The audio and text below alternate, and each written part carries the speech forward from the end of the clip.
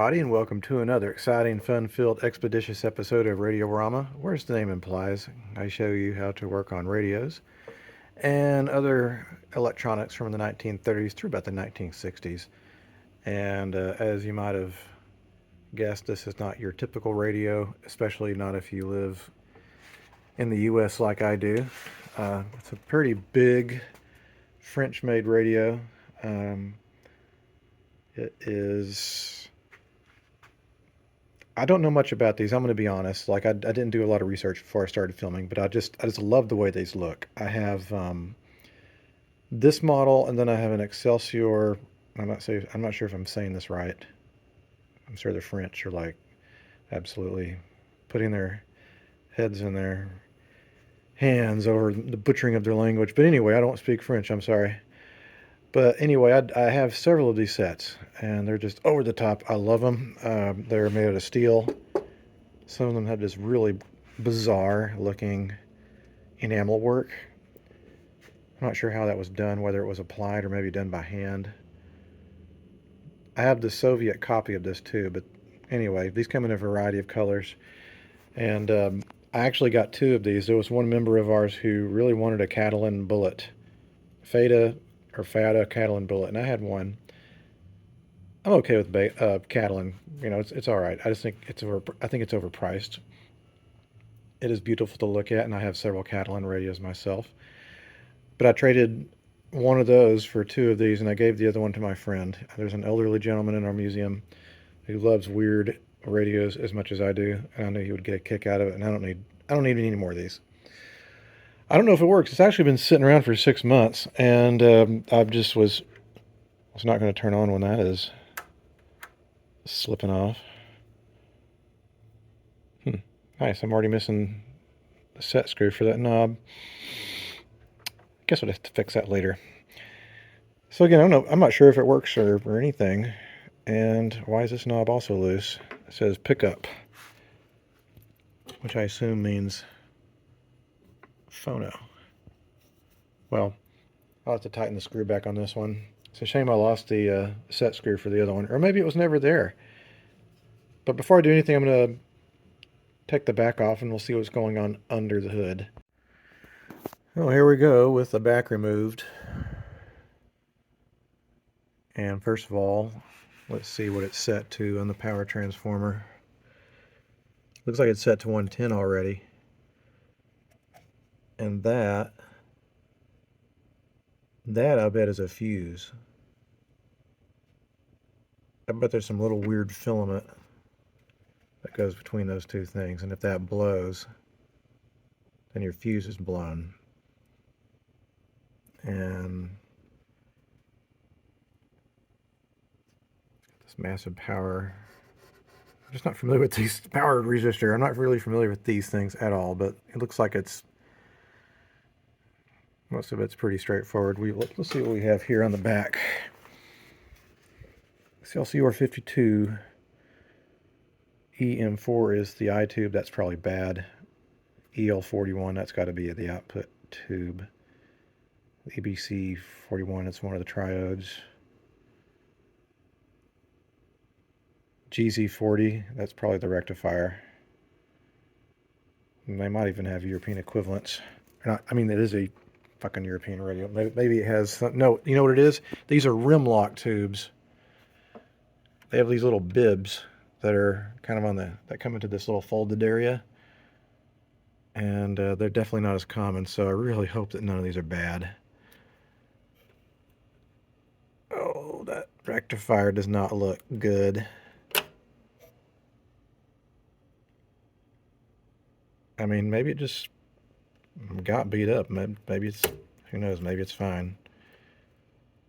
It did seem like it was pretty loose, though. Actually, it seems these sockets are just, that's how they are. They're kind of wiggly. I'm not wild about this cord. I'm definitely going to plug it into my isolated variac, which I should be doing anyway because I want to monitor it to see if it's drawing anything. And if it's drawing too much, then I want to shut it down before I damage anything. But if it doesn't draw anything, I'm going to suspect that this might have something to do with it. Just might be. with it looking like it's not really been worked on. I don't see any obvious signs of tampering or new parts. It could be the electrolytics are shot, and if they shorted, that could definitely cause a problem. That's why the fuse caught it, but we'll see. We'll bring it up on the Variac, see what happens. Okay, so let's see about bringing it up on my isolated Variac here. I'm going to wait to see if that needle does anything.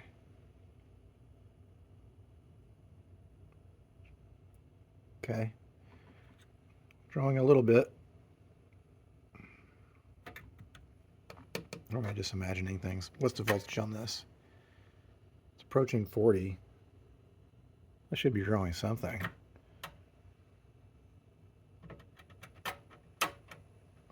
Yeah, that's showing nothing.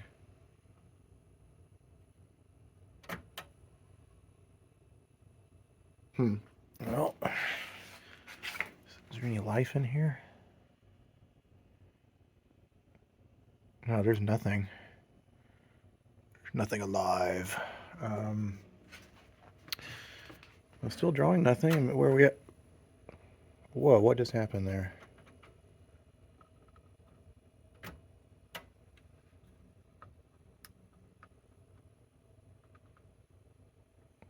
I'm suspicious about this.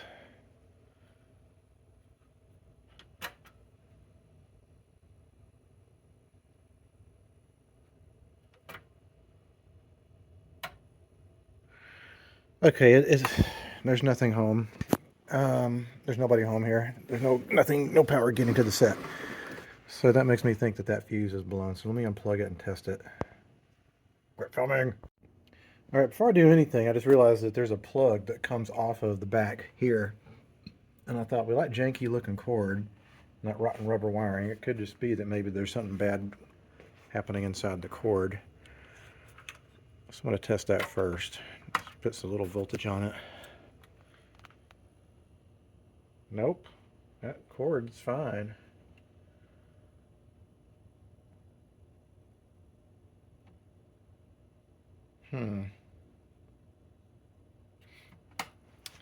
Now there's a few things that could be happening here. It could be that and probably most likely is that there's a little toggle switch that sends on the on-off switch, and it's probably got some sort of little spring-loaded mechanism that causes the switch mechanism to click back and forth. And sometimes those gum up, and I noticed it didn't make a very satisfying click when I turned it off and on. It seems like it's been somewhere maybe damp or humid. Another thing that could be, hopefully not the case, is that the power transformer is hosed. And that would be unfortunate, but I can't imagine it would be hosed that hard. It still look pretty nice. If you'd smoke the transformer, I would expect just maybe a little bit of a crispy look here. Maybe a little bit of browning. I don't know. I'm blowing smoke out of my rear. But yeah, this fuse is fine.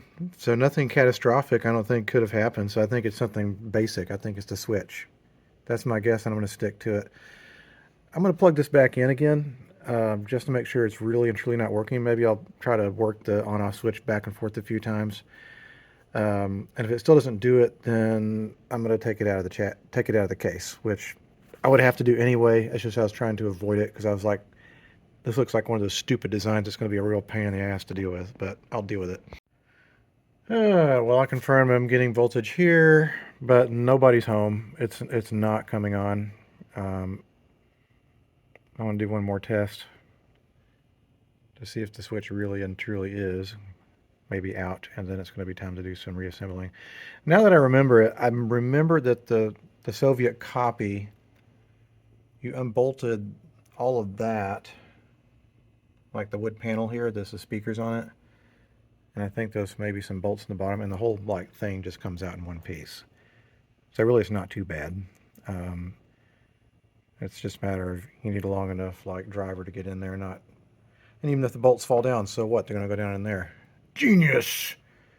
By the way, this thing smells like tobacco or something, like pipe tobacco or cigars. It's not a bad smell, but I guess whoever owned it smoked a lot, but then again, like we Americans smoked a lot back then too. You know what? Look at that. That is a new capacitor.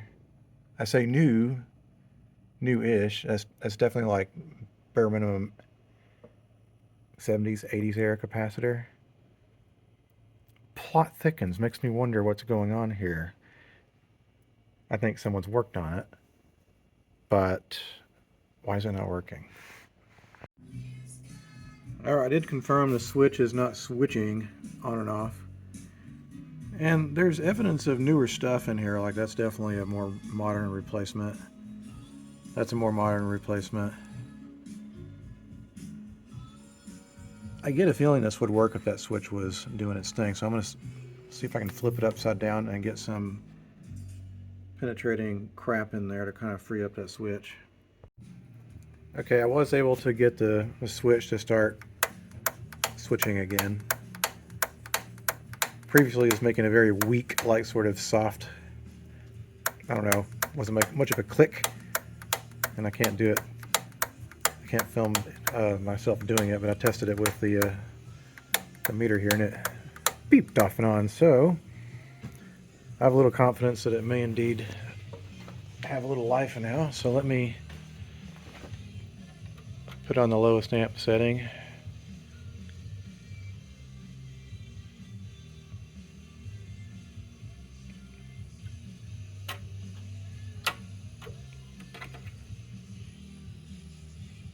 Well, the pilot lights are coming on,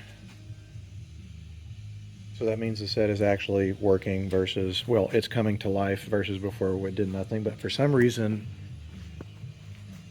I'm having problems with this B&K variacs lately for some reason. It's 40 volts. Well,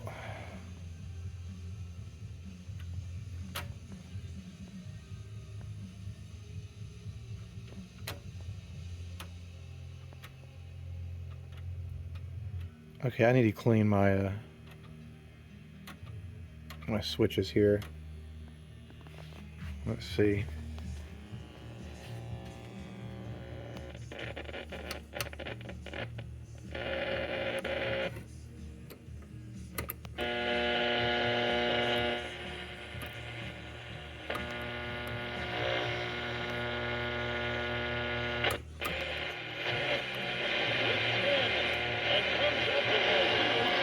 That sounds like radio.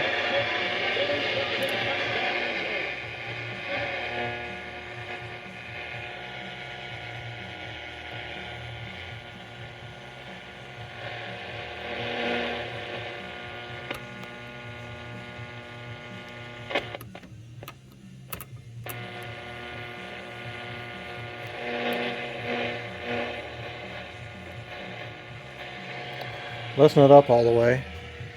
And we're still not drawing that much. That's only about 65%.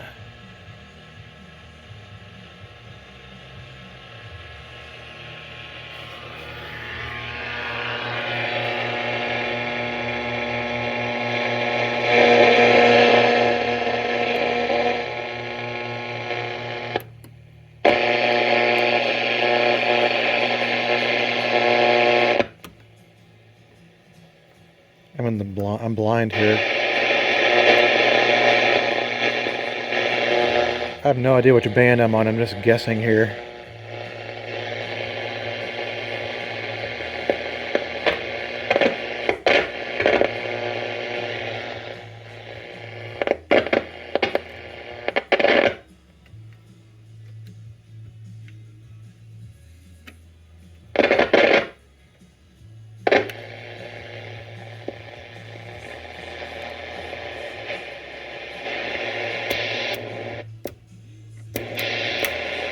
That must be tone quality.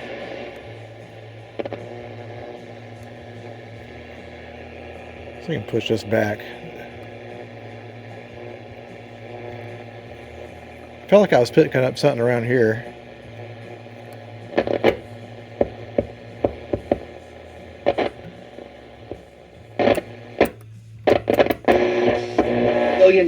in investment. Okay, that's definitely AM. This is the biggest bond ever created in the state to help really citizens do that. Skin glow. Plus, there's no costly regular maintenance or monthly filters to change. Source builds, installs, and stands behind every system. Text and data for only.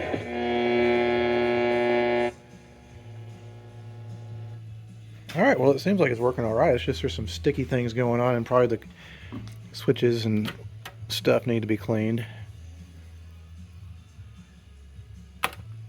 That's pretty satisfactory. It's not really drawing that much. But I do need to get my meter checked out because that's critical. Let me go back here and see if I can see what might be going on with that capacitor, because I'm going to see if it's new or not. So after looking up top side and looking underneath here, I think that might be an old capacitor, and but then I don't know. This looks like more modern replacement plastic wire, but this doesn't. That looks original. I don't know.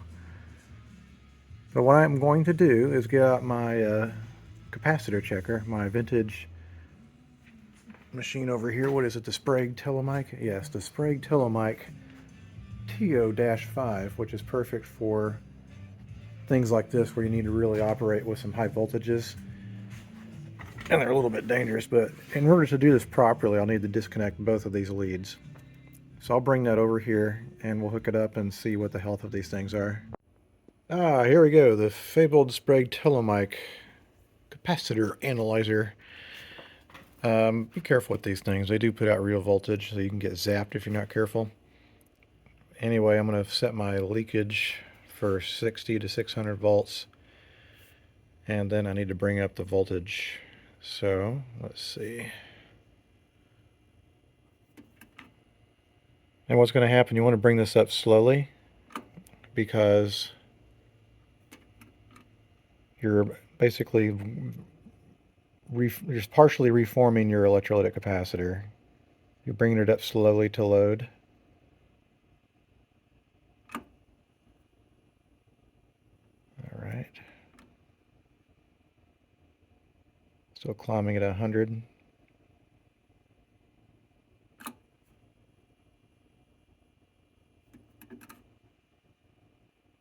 $200 and climbing.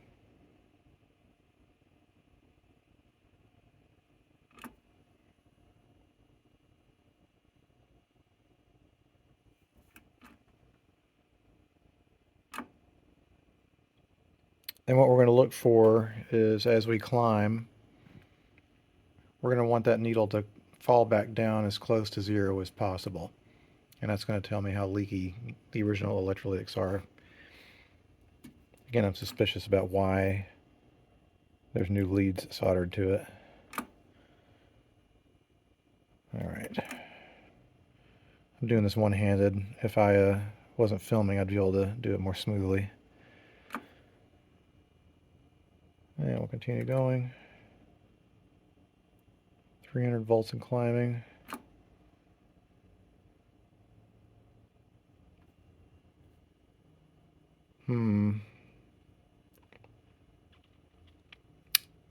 That's not a very good sign.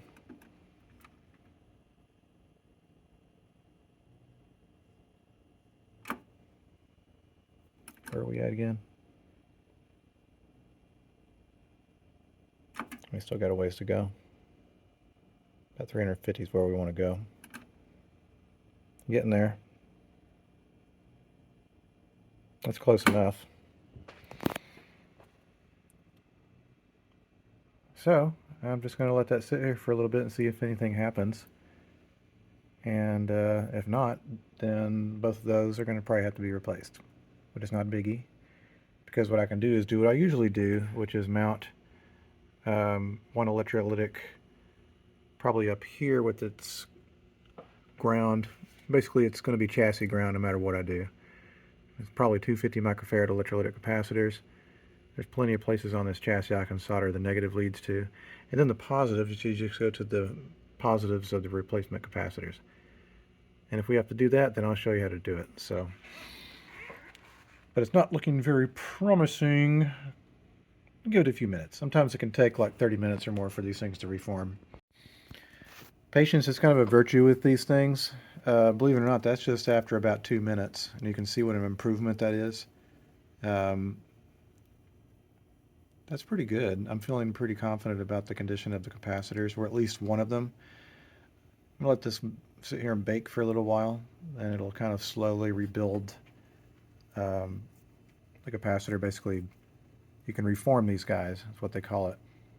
And that means that they can function like a new capacitor again. And by the time you get to be in the 50s, when this thing was made, the chemistry and technology had improved to such a point where you could get long-term reliability out of some of these. And it depended on the brands too. Like if you get in the US, if you come across a set from this vintage that has like a Sprague in it, or a Mallory, more likely a Mallory, you can be more confident that the original might still actually be perfectly good. And I mean, I think this is reforming nicely. Again, this is my radio, and I prefer to keep mine's original if I can help it. And I think I might just be able to do that. Okay, well, I tested the second one, and it too is similarly reasonable. It's not quite down to 0, but it's be fine for what I want to do. While I'm in here, I'm going to probably clean up and lubricate some stuff, like all this weird knee action stuff that makes the band switch move about. But I think maybe I'm going to call it an evening and continue on this tomorrow, because it's get dinner time and I have to wake up early for my job. And I promised myself not to work on radios today, and I wound up working on them anyway, because I don't know. I spent all day yesterday trying to sell them. But this is definitely a challenge. I like weird stuff like this. All right, welcome to day 2 working on the French radio, the Excelsior number 52 from SNR. And I didn't get very far last night. I was actually really tired. I spent Sunday from around 3 o'clock in the morning till 4 o'clock in the afternoon working at a huge antique show where our museum's set up, and we were mobbed. It's amazing to me, and I've been doing this for years, how popular these sets are. I mean, I've done a million typical plastic radios. I'm not talking about this one, but a lot of the American 5-tube sets I work on, people seem to really like them. And I like that, because I have to remind myself that just because I've seen a set 50 times doesn't mean that someone else has. That might be the first time they've seen it. So I just to put myself in that perspective. So I came back and I turned this back on, and I've let it run for a little while. And I'm pretty confident that the capacitors in this are pretty good, those two electrolytics. So I'm not going to replace them. I think they're fine. You know, if they were shorting, that would be one thing, but they're not. The other thing I am going to do is replace the cord. I need to retain, that, but this cord actually has exposed wire. It's a great way to shock yourself, or shock myself, since it's my radio, but it should be replaced. But I need to solder these back in first. And what I'm also going to do is add an audio input in the least offensive way possible. I'm going to see if I can run it through a hole, because I don't want to drill any holes in this thing. I'll probably just run it through there.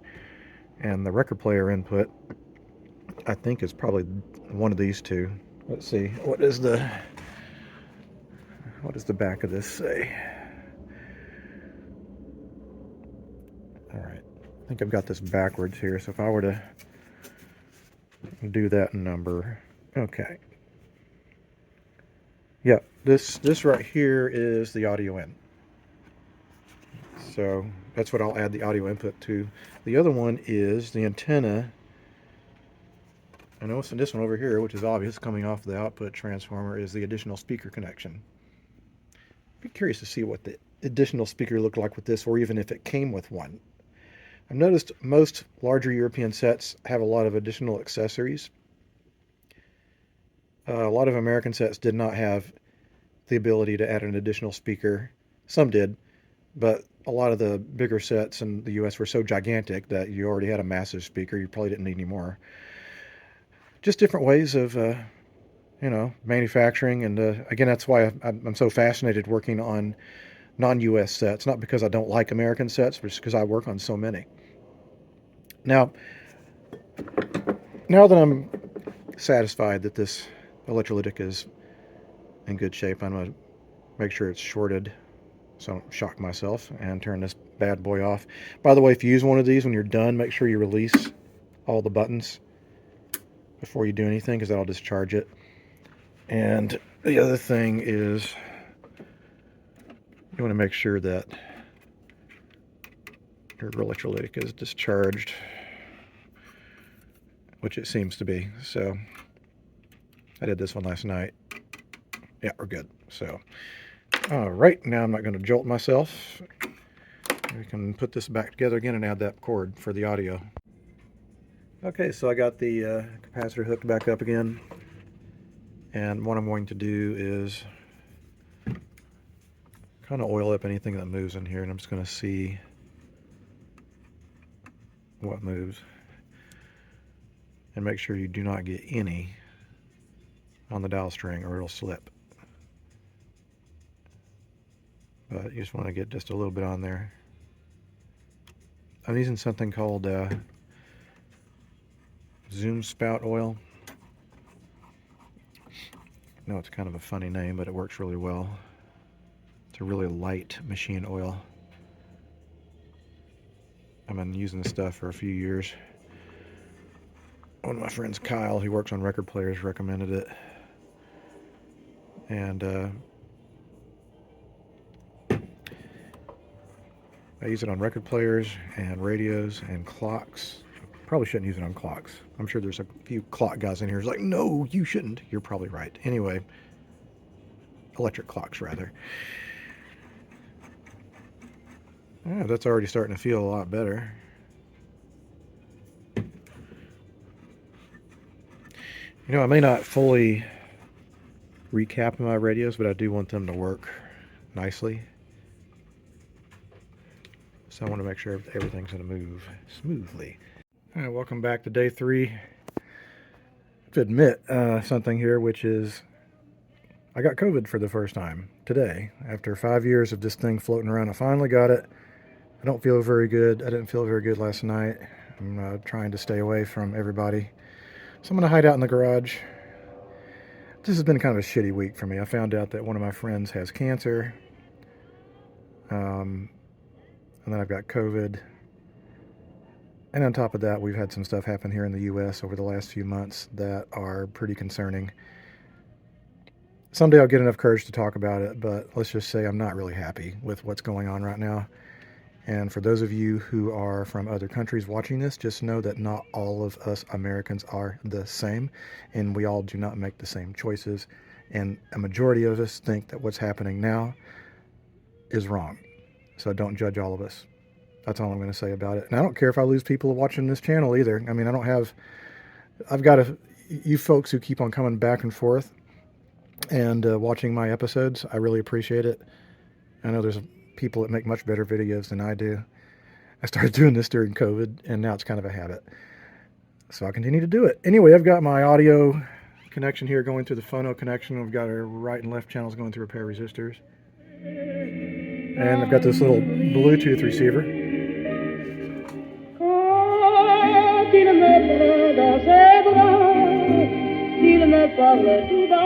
How appropriate. Anyway, it's pretty clear, excuse me, that well, maybe the eye tube doesn't turn on unless you're on radio. I can't remember. Maybe it turns off. It says it's an EL4, I believe, or EM4.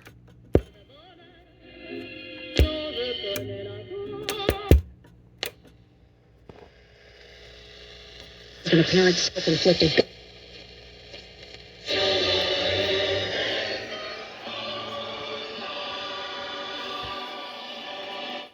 The fact that it picks up anything at all with no antenna is pretty impressive. I don't know if I'm going to put an antenna wire on it because, again, this is going to be a shelf queen, and I just want it to work. So, anyway, yesterday I oiled everything up. So it's moving nice, I swear.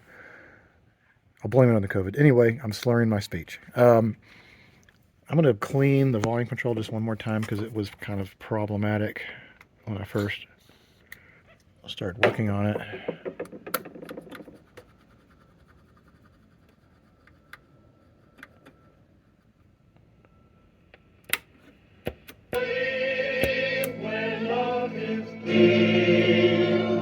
When boy meets girl, here's what they say. When the moon hits your eye like a big pizza pie, amore. I've heard worse. It actually sounds pretty good. So not only is it a weird looking radio, but it's a good sounding radio too. So the best of both worlds. Now, I'm going to replace the power cord cable because it was pretty rotten, as I mentioned yesterday. So I'm going to do that. Then I'm going to flip this over and do a little cleaning on the chassis and then do a cleaning on the case, even though I already kind of cleaned it. Might as well. And then I guess I can put this puppy back together again. And I know it's not a very long episode. There just wasn't as much to do, but I wanted to show it anyway because these are kind of rare over here in the U.S. And they weren't ever sold here. You had to probably go somewhere, probably to Europe, to buy these things, or you immigrated to the U.S. from Europe. I don't know what the history is as far as where these guys came from, but anyway, let me replace that power cord. All right, so I flipped it over. I cleaned it up. It actually wasn't that dirty. It was pretty clean, so I just cleaned off the tubes and wiped the dust off the chassis. And I have my new cord, so it's not going to be an electrocution problem. So let me get the case, and I'll clean the inside of the case out, maybe see if the exterior needs a little work, and then we'll button this thing back up. All right, I cleaned out the interior of the radio. Don't really need to do that, but I just felt like doing it anyway. Unrelated, I got this new shade. I collect Aladdin kerosene lamps, and these were an early sort of unpressurized ash mantle incandescent kerosene lamp, and they would put out the equivalent of about 40 watts worth of light. And I've just had the chimney for years, and it's actually difficult to look at without the shade. So I put the shade on. It's a milk glass shade, probably from the 20s. Puts out a really nice light. Anyway, that has nothing to do with radios, but getting back to radios, this is now Betty. Sorry, I feel like my brain is starting to mess up. They said that this happens with COVID, but we'll see how bad I get. Let's just put this back in the case, and then she'll be done. I can play my French music or any other kind of music I went through it. I'm living in a kind of daydream. I'm happy as a king, and foolish though it may seem to me, that's everything. You know what? This actually does sound pretty good. I still need to find a set screw for this knob, but for now I'll just do that. I don't know why this happens with my radios. Like if it's customers' radios or someone else's radio, it's like, no, I got to fix it. And when it's mine, it's like, oh well, I'll just do that. Like I'll do it in a jerry-rigged way. But you know, now I know it works. It picks up radio. It sounds good. It looks pretty when it's on, and it'll look very pretty on my shelf with all the other weird French radios and European radios I have. All right, everybody, thanks so much for watching this weird episode of Radiorama. I know that some of you guys have stuck it out with me, and I really appreciate that. And I'll try to get to your comments, even though I've been really bad at it lately. So until the next time a radio comes across my workbench, I'll see you guys later. Bye-bye.